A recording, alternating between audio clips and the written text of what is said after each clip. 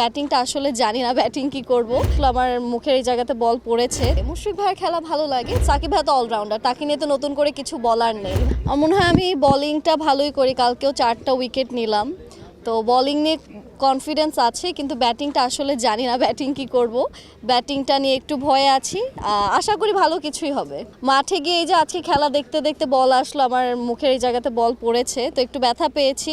তো হ্যাঁ, একটু সচেতনভাবে এখন খেলা দেখা হচ্ছে, কিন্তু ইউজুয়ালি মাঠে যে কখনো খেলা দেখা হয়নি, এই খেলতে আসার টাইমে আসলে খেলাটা আরও কাছে থেকে দেখা অ্যান্ড এক্সপিরিয়েন্সটাও ভালো মতো করা হয়েছে।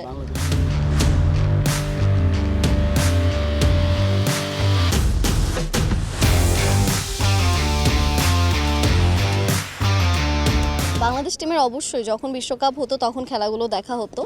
আর বাঙালি হিসেবে অবশ্যই ক্রিকেট প্রেমী, অ্যান্ড আমি জানি যে আমাদের দর্শকরাও ক্রিকেট অনেক পছন্দ করে। তো আমার কাছে আমরা আশাবাদী যারা যারা এখানে খেলছি যে এইবারের এই ম্যাচটা আপনাদের সবার ভালো লাগবে। মুশফিক ভাইয়ের খেলা ভালো লাগে, তার পার্সোনালিটিও ভালো লাগে। He is very family oriented person, তো ওই দিক থেকেও ভালোই লাগে তাকে। যারা যারা আমার থেকে যারা ভালো খেলতে পারে তাদের সবার খেলাই ভালো লাগে।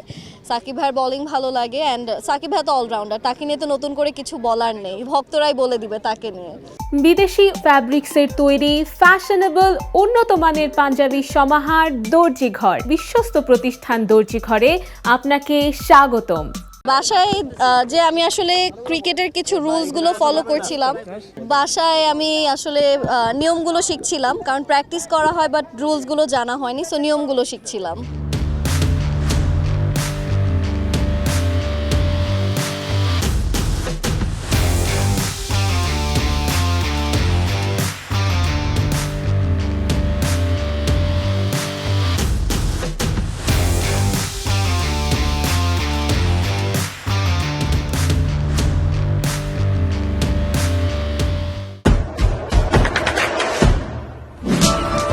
দেশে দেশে সবার সাথে দ্য নিউজ।